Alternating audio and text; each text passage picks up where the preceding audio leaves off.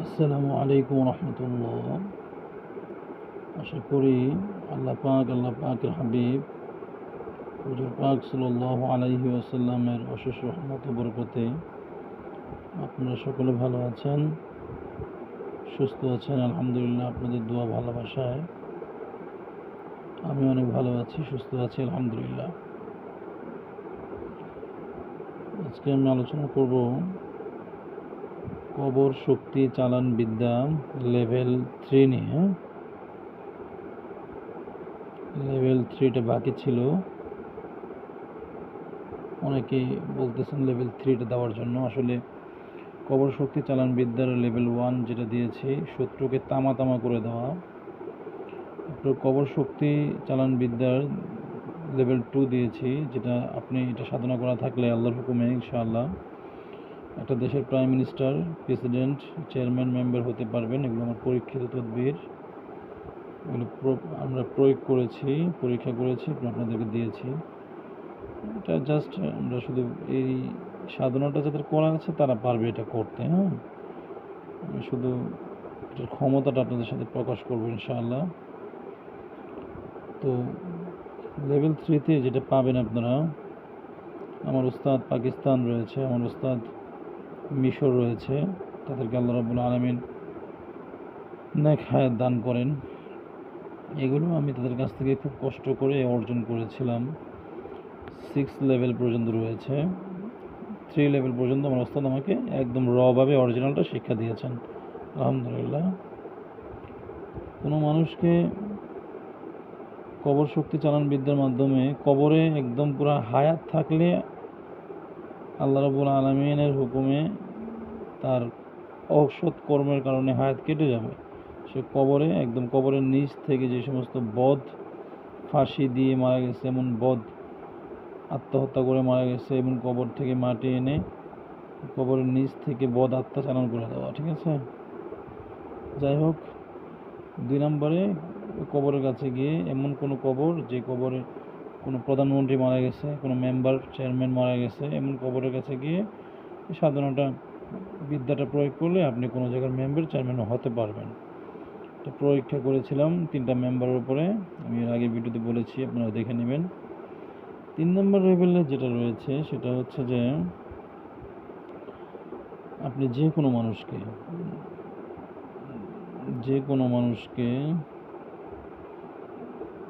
মানুষকে আপনার বাধ্য করতে পারবেন, আপনার জন্য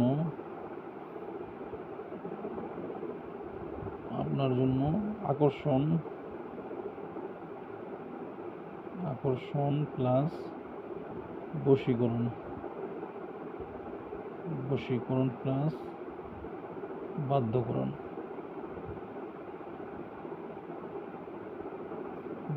করতে পারবেন। হ্যাঁ, যে কোনো মানুষকে। যেমন একটা ছেলে একটা মেয়েকে ভালোবাসে, প্রতারণা করছে, অথবা কোনো মেয়ে কোনো ছেলেকে ভালোবাসে কিন্তু কাছে পাচ্ছে না, বা কোনো ফ্যামিলি কোলাহল থাকার কারণে মেনে নেওয়া হচ্ছে না, অনেক ঝামেলা থাকতে পারে না, ঝামেলা থাকে। পরীক্ষিত হচ্ছে 99%, 1% বাকি রাখলাম, হাতে রাখলাম। তো যাই হোক, ওই সময় এমন কোনো কবরের কাছে যেতে হবে, যেই কবরটার ছেলে অথবা মেয়ে, যদি আপনি ছেলে হন তাহলে এমন কোনো মেয়ে কবরের কাছে যেতে হবে যে মেয়েটা ভালোবাসার মানুষকে না পেয়ে সে আত্মহত্যা করছে। এমন কোনো কবরের কাছে গিয়ে কবরের মাটি আনতে হবে। কবরের মাটি আনতে হবে নির্দিষ্ট একটা নিয়মে, এবং যে কোরআনের আয়াতগুলো পড়তে বলা হয়েছে এগুলো পড়তে হবে, ওই আয়াতের উপর সাধনা থাকতে হবে। এই কবর শক্তি চালান বিদ্যা লেভেল 3 সাধনাটা থাকলে আল্লাহর হুকুমে, তখন আপনি মাটি দিয়ে ওই ছবিটা দিয়ে আপনার সাথে মিলায়া যে কোনো সিস্টেম করে আকর্ষণ করতে হবে ওই মাটি দিয়ে। ওই কোন মেয়েটার ছবি লাগবে, যে মেয়েটাকে আপনি বাধ্যকরণ করবেন।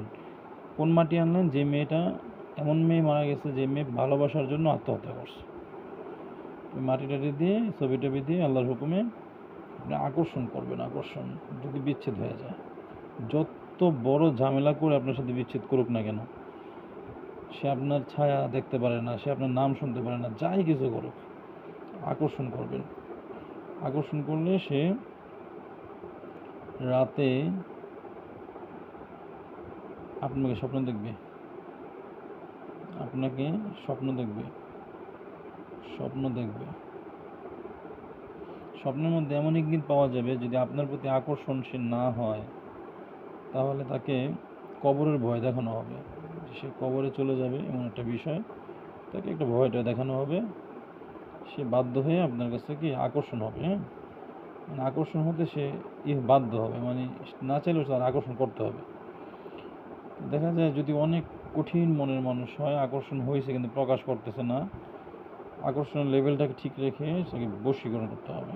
একই নিয়মে তাকে বশীকরণ করতে হবে, তবে নিয়মটা একটু ভিন্নতা রয়েছে। এমন কোনো কবরের কাছে যেতে হবে যে কবরের মেয়ে অথবা ছেলে, যারা উভয়ই, ছেলে হলে মেয়ের কবরে যাবেন, মেয়ে হলে ছেলের কবরে যাবেন।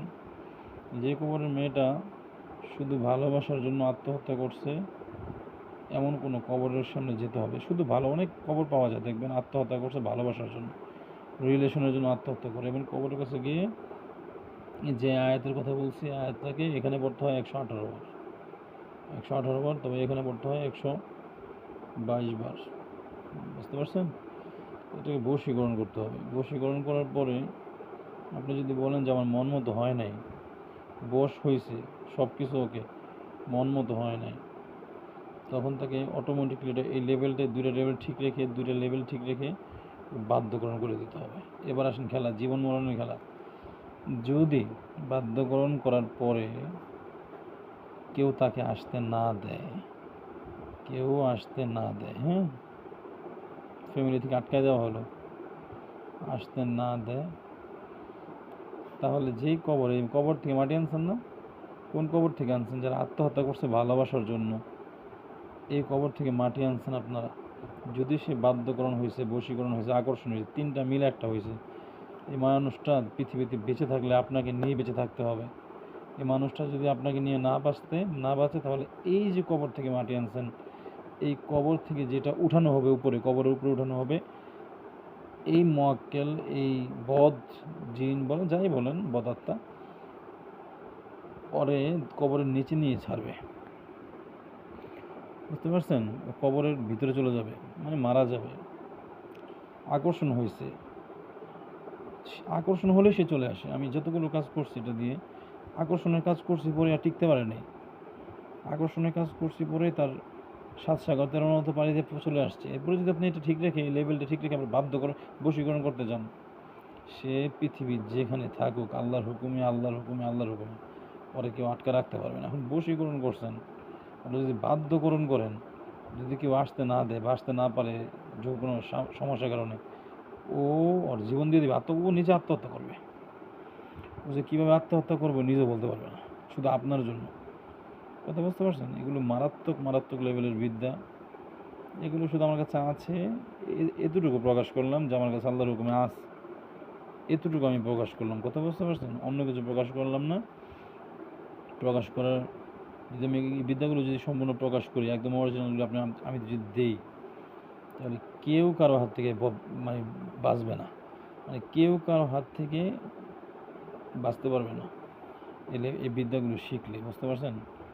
এগুলো আমি অনেক কষ্ট করে অর্জন করছি, আমার 1 দিন 2 দিনের অর্জন না, আমার অনেক কষ্টের অর্জন এগুলো আল্লাহর হুকুমে। তো আমার জন্য সবাই দোয়া করবেন। আমার ওস্তাদ রয়েছে পাকিস্তান এবং মিশরে, আমার 2 জন ওস্তাদ রয়েছে, তাদের কাছ থেকে আমি খুব কষ্ট করে এগুলো অর্জন করছি, তবে আমাকে ওয়াদাবাদ দিচ্ছে। এখন বিষয়টা হচ্ছে, শোনেন, সর্বশেষ অবস্থা চলে আসছি, ভিডিও বেশি লম্বা করবো না। যদি যদি অন্যায়ভাবে প্রয়োগ করেন তাহলে কি হবে? উল্টো এই চালানগুলো ওর শরীরে তো লাগবেই, যাকে করছেন ওর শরীরে লাগবেই, উল্টো আপনার শরীরে এসে লাগবে। আপনার শরীরে যে লাগবে, যদি আপনি ওর কাছে না যান, ও আপনার কাছে না আসে, ও তো মরবেই, আপনি নিজেও মরবেন। মানে কি আপনার শরীরে এই কবর যে কবর থেকে মাটি আনছেন, যে কবর থেকে যাই কিছু করে আনছেন সাধনাটা করার পরে, এই কবর থেকে যেটা উপরে উঠবে, যে জীবাত্মা প্রেতাত্মা, এটা আপনার এই ফাঁসির মধ্যে ঝুলাইয়া দিয়া শরীর থেকে বের হয়ে যাবে, আপনি মারা যাবেন, আত্মহত্যা। বুঝতে পারছেন? কবর শক্তি চালান বিদ্যা লেভেল 3 বশীকরণ বাধ্যকরণ এগুলো করা হয়।